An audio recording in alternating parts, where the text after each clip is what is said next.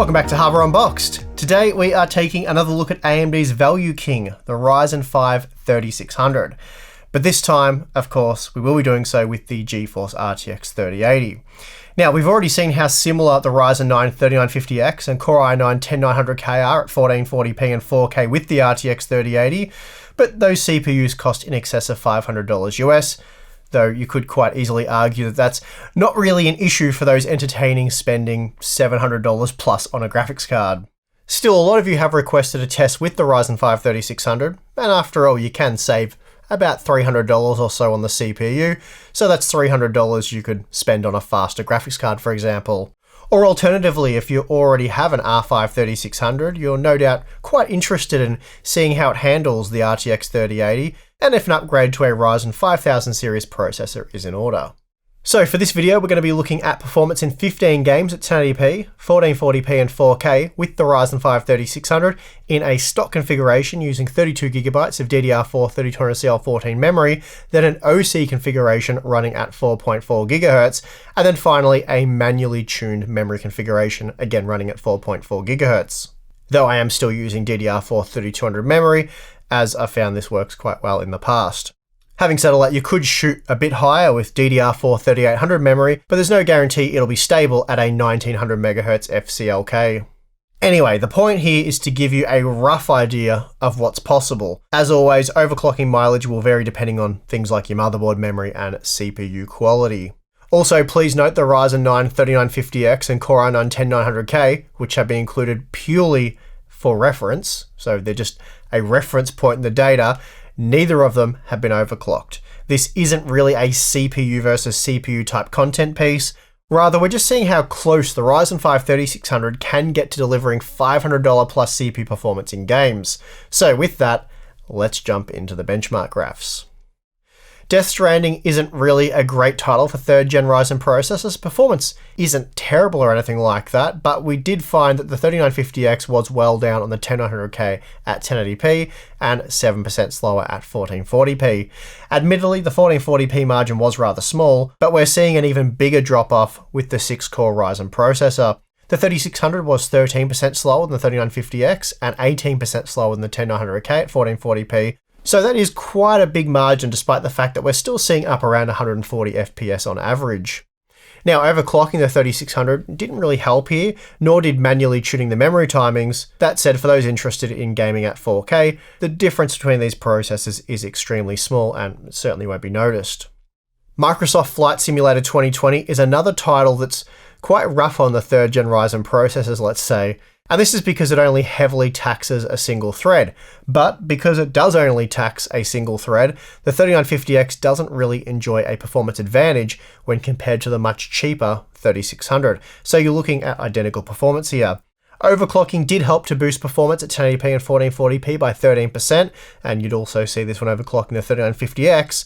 And then once you get to 4K, you're looking at identical performance across the board. Overclocking the CPU no longer helps, as we are primarily GPU bound here. Next up, we have Shadow of the Tomb Raider, and this has proven to be an excellent title for Ryzen with the 3950X, matching and even slightly edging ahead of the 10900K. That said, it appears AMD's strong performance here doesn't necessarily stem from a core count advantage, as we see the Ryzen 5 3600 delivering the same level of performance. That said, for this testing, which was initially designed to measure GPU performance, we are using the inbuilt benchmark, which isn't as CPU demanding as the section of gameplay we typically use for measuring CPU performance. Still, as we've seen previously, even when testing in-game, the 3600 really isn't a great deal slower than the 3950X. Here we're seeing something that we've known for quite some time. Control isn't at all CPU intensive and instead is always limited by GPU performance. So as a result, we're seeing little to no difference between the CPUs tested, even at 1080p. Basically, you'll see a similar level of performance in Control with a 7th gen dual-core processor from Intel. The Ryzen 5 3600 does trail by a small margin at 1080p in Tom Clancy's Rainbow Six Siege, though we're talking about frame rates up around 400 FPS, so how important that difference is, well, it's hard to say, but I'd say it makes bugger all difference personally. Then at 1440p, we see no real difference in performance between any of the tested configurations, and of course the same is also true at 4K. Moving on to F1 2020, and here we see through overclocking that it's possible to get the 3600 to almost match the 3950X, though that does still make it at least 13% slower than the 10900K. However, for those gaming at probably what I would say is a more realistic resolution for the RTX 3080, we see there is very little difference at 1440p. Stock the 3600 was just 6% slower than the 10900K. And again, by the time we reach 4K, there is virtually no difference between any of the configurations tested. Gears 5 is one of the worst titles for the Ryzen 9 3950X in our test suite, as here the 10900K is much faster at both 1080p and 1440p.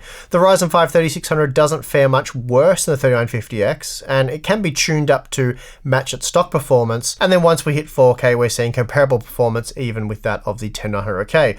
So for those wanting to target higher resolutions, the 3600 is much less of an issue here. As seen previously in our 3950X versus 10900K benchmark video, Metro Exodus, like Gears 5, is a worst case scenario for 3rd gen Ryzen. There's no denying that the Intel processor is worlds faster at 1080p and 1440p. That's just an unfortunate reality for AMD Zen 2 based Ryzen processors. Still, performance from the Ryzen 5 3600 is solid at the lower resolutions, but you're not getting anywhere near the most out of the RTX 3080. So it's not until we hit the 4K resolution that games become predominantly GPU bound. Here we see that the Ryzen 5 3600 performs very well in Horizon Zero Dawn, at least when looking at 1440p and 4K. We see that stock, it was just 10% slower than the 10900K at 1440p, while it matched it at 4K. So again, a solid result overall.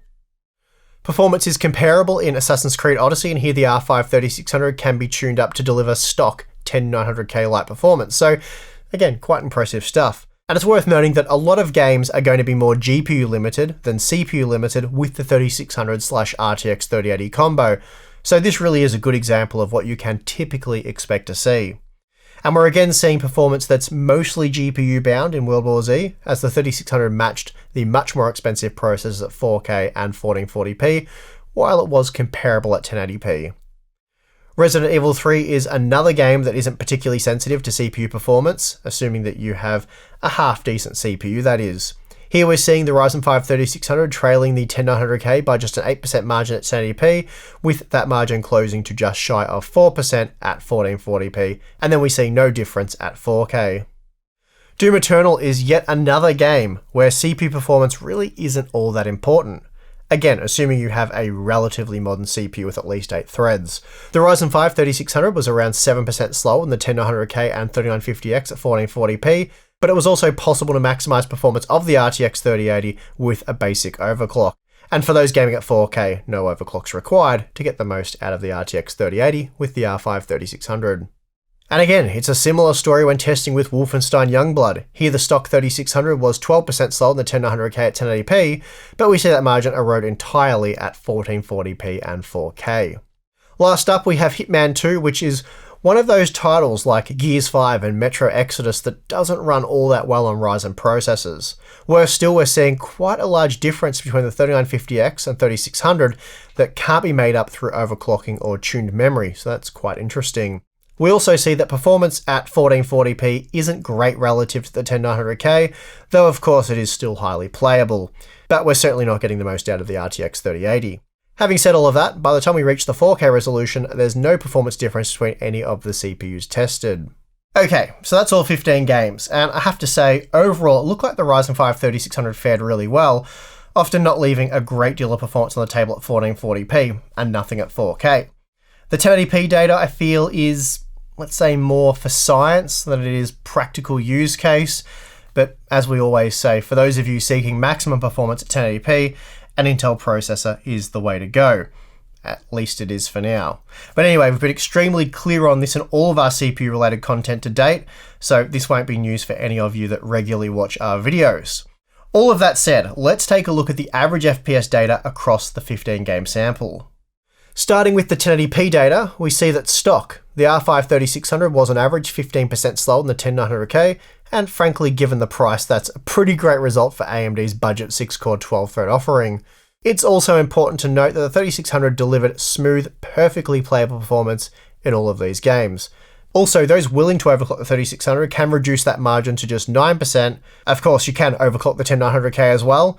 That's not really the point here though. As I said, this isn't really meant to be a CPU versus CPU comparison. Then, as expected, the margin shrinks quite considerably at 1440p, and now the 3600 was on average just 8% slower than 10900K, and here we're approaching the point where, in the vast majority of games, you won't be able to tell the difference between these CPUs with an RTX 3080. Moreover, overclocking the 3600 reduced the margin to just 4%. Then finally, if you're targeting ultra-wide resolutions or 4K, the CPU really doesn't matter, as we saw very few examples here where the 3600 was more than 1 to 2 FPS slower than the 10900K. These results really do give you a clear understanding as to why so many people, myself included, have regarded the Ryzen 5 3600 as the best value CPU on the market. With 6 cores and 12 threads, it has enough CPU resources to power through even the most latest and greatest, most demanding PC games, and at just $200 US, it simply outclasses everything in that price range. Not to mention, for a good portion of its life, you could snag one for like $175, and we saw at times prices even dropped as low as $160 US. We've seen in the past that the R5 3600 comes close to getting the most out of the RTX 2080 Ti at 1440p without any manual tuning, so the RTX 3080 results weren't terribly surprising, but it was nice to confirm our suspicions with some actual testing. It's also kind of interesting to think that if you have around $1,000 US to spend on an upgrade, you could get an R5 3600 with a B550 motherboard and an RTX 3080 for about that money, assuming of course that you could actually buy an RTX 3080, period. And this combo, for the most part, at 1440p or higher, would see you maximizing the performance of the RTX 3080.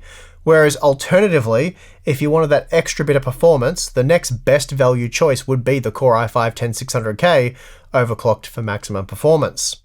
Once you factor in a decent Z490 motherboard and a cooler to support the overclock, you're looking at having to spend around $300 more. It's not an insane amount, but the Intel upgrade option would end up costing you around 30% more, and you'll almost never see those kinds of gains. Instead, expect maybe 20% at most, but generally more like 10% or less.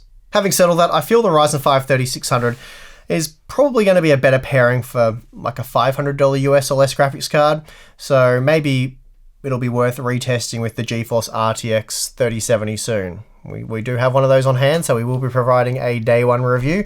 So that's something I can look into. Probably not going to be too different to what we've already seen with the 2080 Ti. But anyway, something we can look at in the future if you guys are interested. So if you are, let me know in the comment section below. And that's going to do it for this video. Hopefully you did find these results interesting. And if you did, you know what to do. Also, if you'd like to get more involved with the channel, support our work, and get some cool perks in return, then there is our Patreon account. Link for that's in the video description. You'll get access to our exclusive Discord server, private Discord server for Patreon members only. Q&As, behind the scenes videos, live streams. We do at least one live stream a month for Patreon members. You can watch that live, chat with us in the chat. You guys know how live streams work. And yeah, anyway, thank you very much for watching. I'm your host, Steve. I'll see you again next time.